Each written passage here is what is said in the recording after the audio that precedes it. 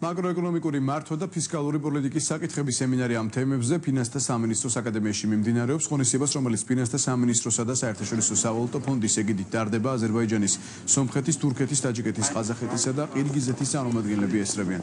სტუმრები დღეს სემინარის ფარგლებში შინაგან საქმეთა სამინისტროს მომსახურების სააგენტოს ესტუმრნენ და განხორციელებულ რეფორმებსა და იქ დანერგილ სერვისებს ადგილზე გაეცნენ. სემინარის ფარგლებში დაგეგმილია ასევე შეხვედრები სხვადასხვა სახელმწიფო უწყებებშიც.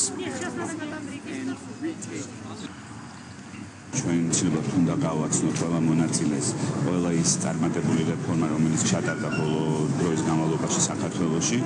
ჩვენ დავიწყეთ შინაგან საქმეთა სამინისტროს მომსახურების სააგენტოთ, ეს არის ყველაზე ნათელი მაგალითი თუ რა ავადებში არის შესაძლებელი კოორდინალურად შეცვალო მთლიანი ინსტიტუცია. სტუმრებს გავაცანით შინაგან საქმეთა სამინისტროს მომსახურების სააგენტოს მუშაობის პრინციპი, აგრეთვე თუ რა მომსახურებას იღებენ საქართველოს და უცხოეთის მოქალაქეები მოსახლეობის სააგენტოში, თუ რამდენად მარტივად ხდება ავტომანქანის რეგისტრაცია, განბაჟება, რეექსპორტის და ექსპორტის პროცედურები, აგრეთვე მართლისმცოდნეობის გამოცდები.